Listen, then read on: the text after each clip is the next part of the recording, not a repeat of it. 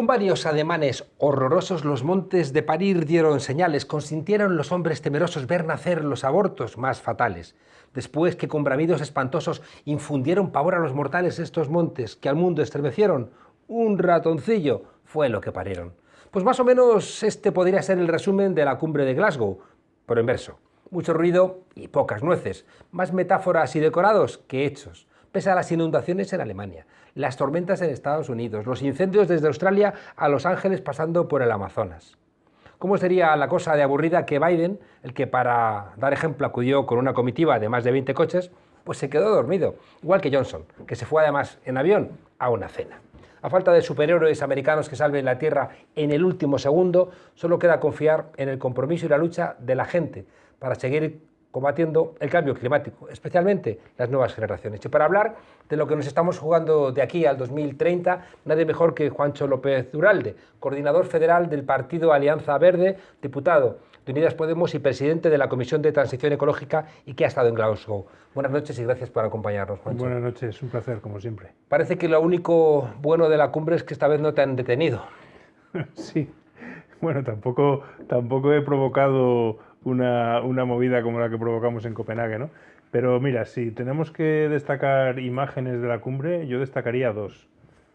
Una, las lágrimas del presidente de la cumbre cuando al final, en el último plenario, pide disculpas por los pobres resultados. Creo que esto es un buen resumen. Y luego la declaración del secretario general de Naciones Unidas, Antonio Guterres, cuando dice, y creo que esto resume, que no hay suficiente voluntad política global para hacer frente al cambio climático, ¿no? Creo que esa frase resume la situación. Greta Thunberg ha dicho bla, bla, bla, ¿no?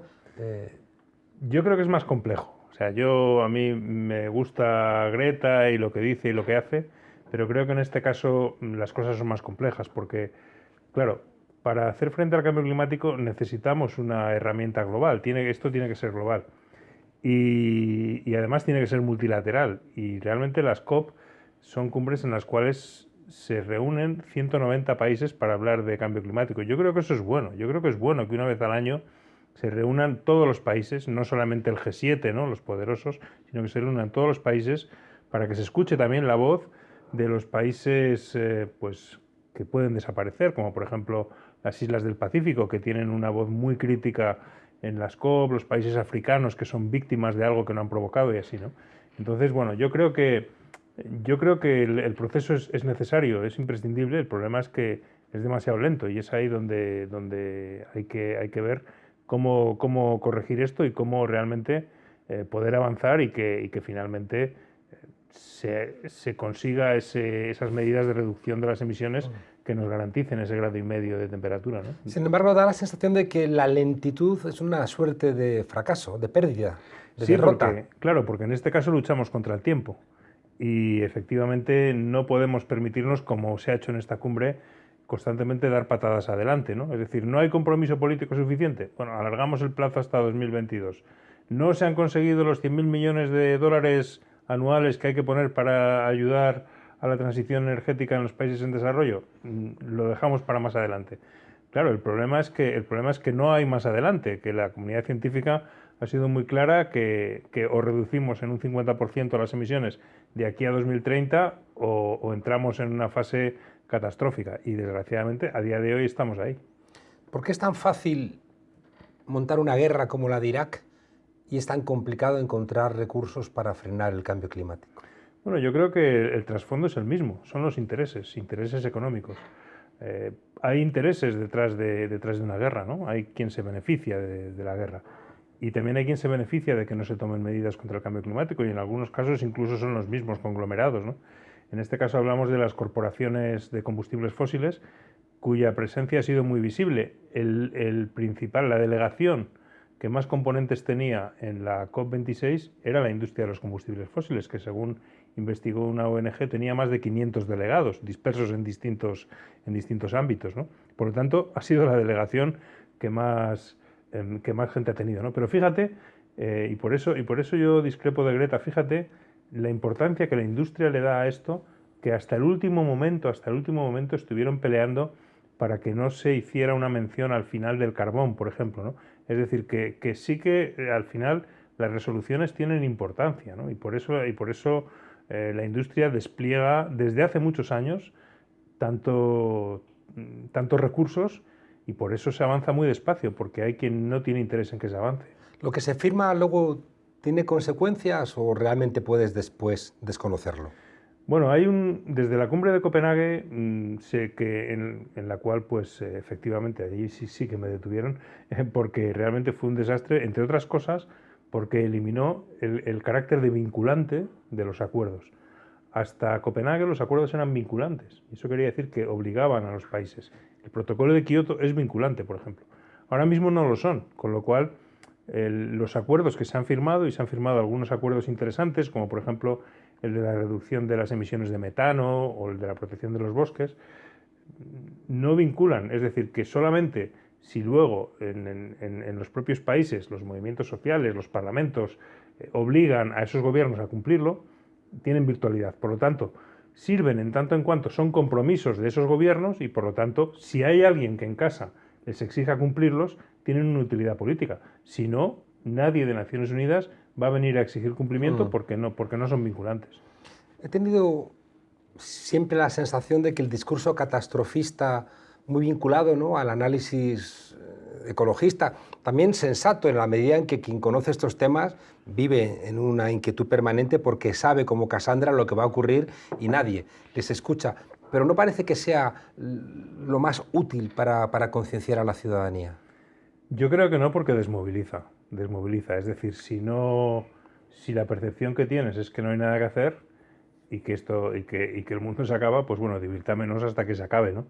Entonces yo creo que hay que hacer un discurso esperanzador, porque hay esperanza, porque todavía queda tiempo, porque se puede. Yo lo que he percibido en Glasgow, por ejemplo, es un nivel de conciencia mucho mayor que en ocasiones anteriores, un nivel de preocupación mucho mayor, efectivamente una cierta impotencia, incapacidad de acción política, pero la voluntad de cambio está ahí. Es decir, que a veces los procesos, tú lo sabes muy bien, no son lineales, ¿no? Es decir, a veces parece que la cosa va muy despacio y de repente se produce una fractura, se produce una caída del muro, digamos, ¿no?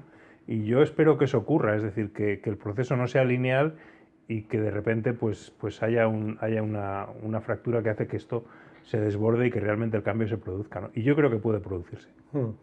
¿Contaminar sale barato? Demasiado barato.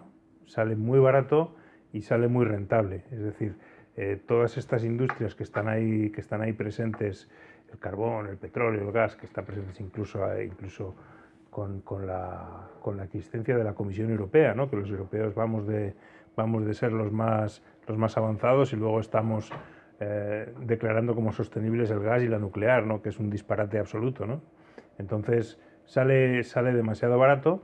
Y bueno, lo hemos visto durante mucho tiempo, y parte de esos recursos, de esos beneficios, una parte muy pequeñita, pero que es muy grande en términos económicos, se destina precisamente a bloquear cualquier iniciativa, bien sea global, local, nacional, que vaya a restringir esa contaminación. Por eso es tan difícil.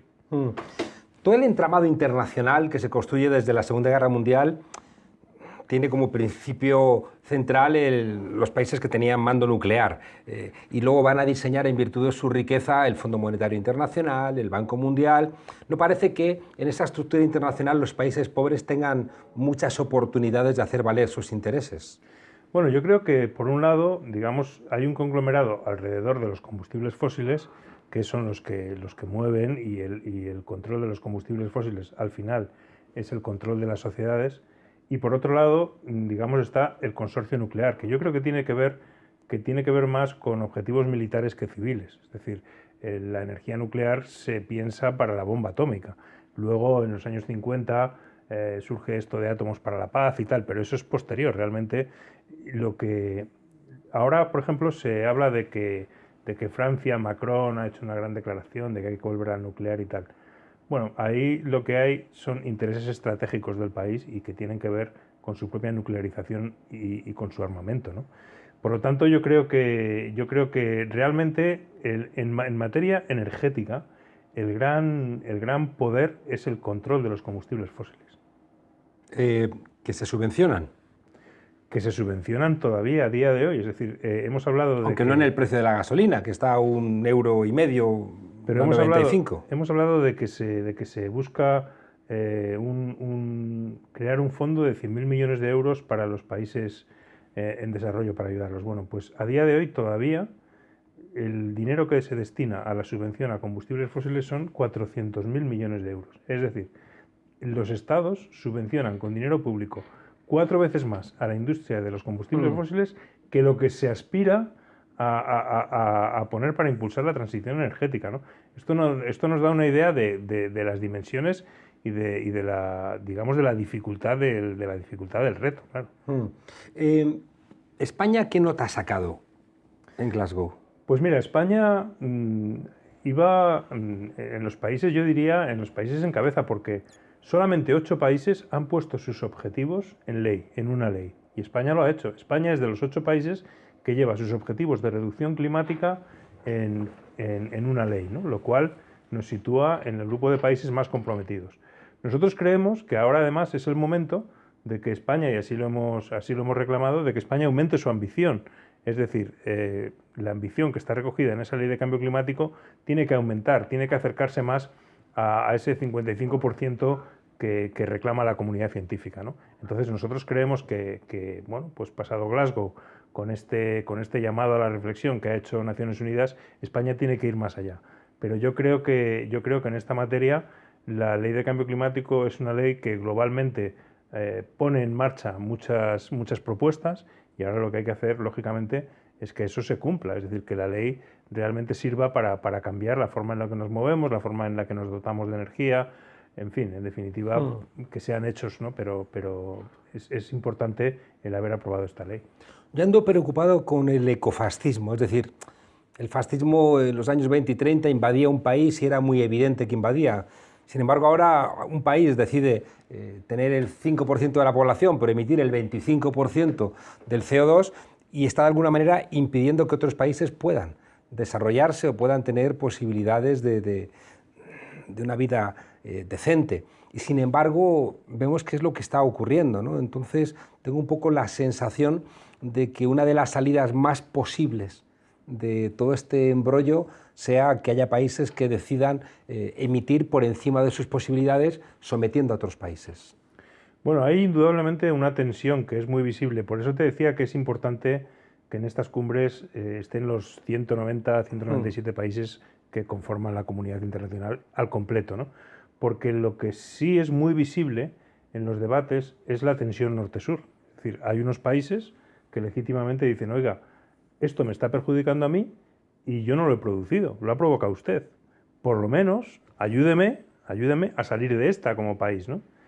Y los países del norte fallan en ese sentido, ¿no? Fallan realmente en reconocer, en primer lugar, en reconocer el daño y la responsabilidad, y en segundo lugar, en ayudar a los países más afectados, más vulnerables del cambio climático, que decían incluso, por ejemplo, recuerdo la declaración de las Islas Marshall, fue muy impactante, ¿no? Cuando decía, yo no me puedo ir de esta cumbre y decirles a mis ciudadanos que no he conseguido nada, porque claro, usted se está jugando sus intereses económicos, pero es que nosotros nos jugamos sobrevivir como país, y esa es la diferencia,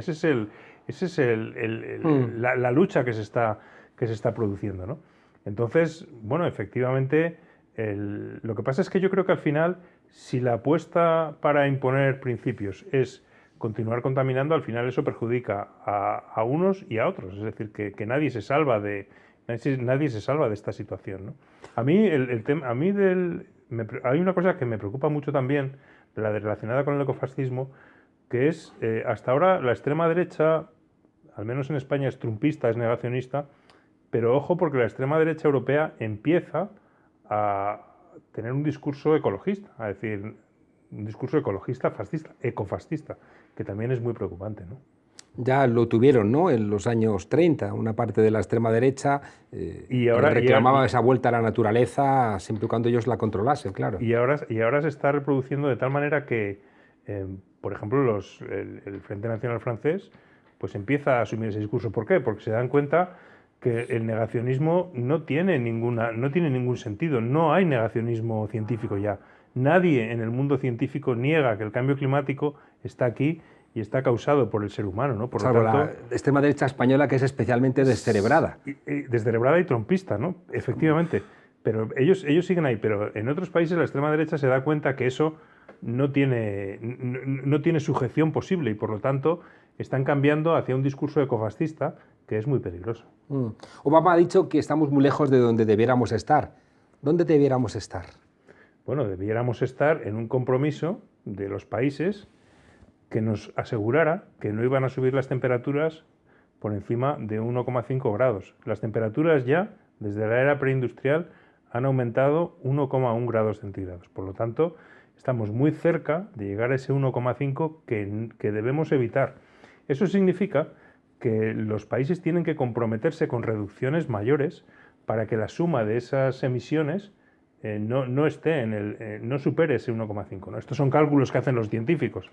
Y en este momento estamos en 2,7, por lo tanto estamos muy lejos de donde deberíamos estar. Pero yo con Obama, ojo, porque yo tengo un reproche, y es que en Copenhague fracasó en gran parte por responsabilidad de Obama, ¿no? Es decir, que ahora viene a darnos lecciones, pero él en 2009 fue digamos, el motor de que la cumbre de Copenhague fracasara, ¿no? ¿Y puede, Juancho, un presidente de un país ir por delante de su ciudadanía?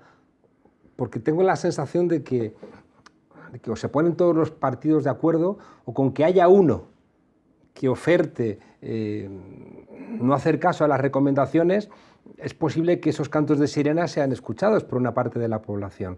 De la misma manera que es muy complicado que un país solo, por ejemplo España, decida limitar sus emisiones si no lo hace también Francia y Portugal, Italia y Alemania, porque dice yo soy el idiota. Claro, por eso es importante, por eso decía yo que es importante que esto sea global y que aquí estén sentados en la mesa todos los países, porque si no, efectivamente es muy difícil sostener este cambio, ¿no? Sostenerlo, digamos, ante tus ciudadanos.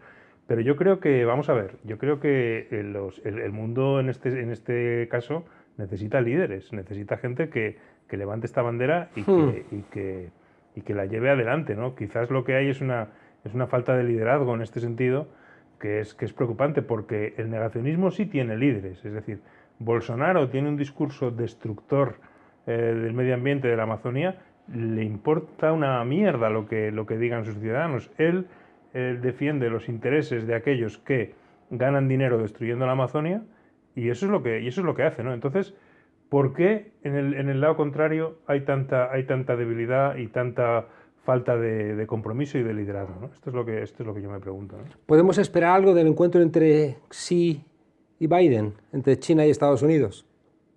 Es fundamental que eso vaya adelante. Yo no comparto, se ha criticado muy duramente a China, pero China hay que analizar lo que está pasando en China con detalle, porque realmente China está apostando muy claramente por las energías renovables, está apostando por el coche eléctrico, es líder en la electrificación del transporte.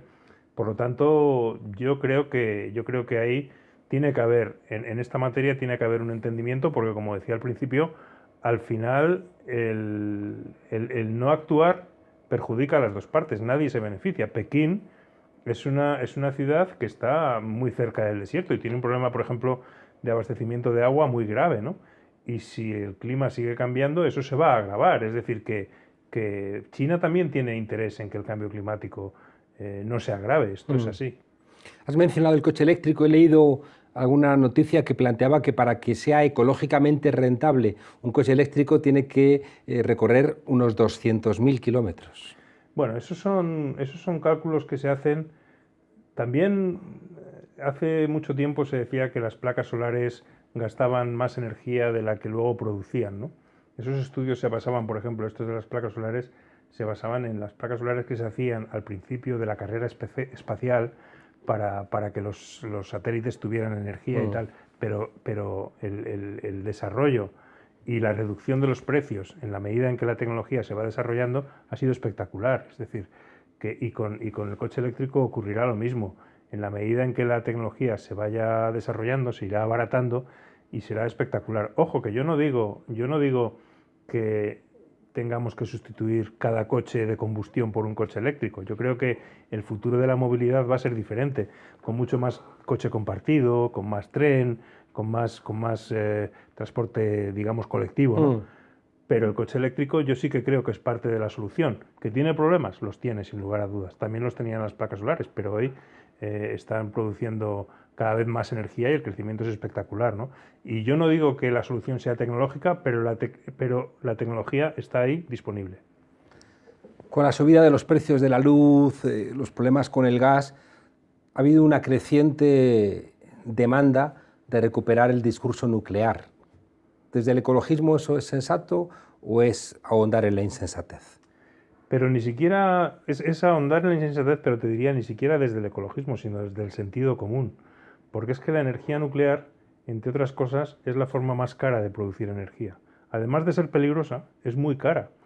Y en estos días, con el caso del anuncio de Macron, se ha puesto mucho la lupa en la nueva central nuclear que está construyendo Francia, Flamanville, que se ha desbordado en el precio, se ha desbordado en el calendario de construcción, y con la inversión, ha habido técnicos que han dicho que con la inversión que se está haciendo en esa central nuclear se podía haber producido mucha más energía si ese dinero se hubiera destinado a la construcción de plantas eólicas, de plantas solares, de energías renovables. Es decir, en este momento la forma más eficaz de producir energía y en la cual la inversión es más rápida son las energías renovables.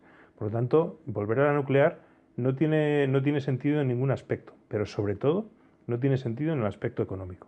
No sé si es sensato para solventar los problemas de la España vaciada llenarla de molinos eólicos. Evidentemente, las energías renovables tienen que desarrollarse. Eso es una realidad. Pero también es una realidad, y en este sentido, por ejemplo, en la COP se presentó un estudio muy interesante que demostraba, un estudio realizado en el Reino Unido que demostraba que el desarrollo de energías renovables en territorios donde el trabajo se hacía en conjunto con la población, contando con la población, era mucho más rápido que cuando se hacía de espaldas a la población. ¿Por qué? Pues porque los problemas con el diálogo se sorteaban, se decía, bueno, pues aquí no, pues aquí, en fin. Y eso hacía que la instalación de esas energías renovables allí donde se ha hecho de forma contando con la gente ha sido mucho más rápida. No deja de ser cierto que se rompen los paisajes. Por eso hay que contar con la gente del territorio y ver en dónde se deben ubicar estas plantas para que tengan el menor impacto, ¿no? Además de por supuesto, con las zonificaciones que tiene que hacer el Ministerio de Transición Ecológica. Indudablemente tiene unos impactos, pero al final tenemos que decidir hacia dónde queremos ir, ¿no? Juancho López Uralde, coordinador general de Alianza Verde y diputado de Unidas Podemos, gracias por acompañarnos aquí en La Frontera. Tengo la sensación de que el pesimismo que me inunda cuando veo las inercias de las multinacionales, veo las inercias de los grandes partidos, se ve a su vez compensado por una nueva sensibilidad de la gente más joven en sus pautas de consumo, en su respeto a los animales, en su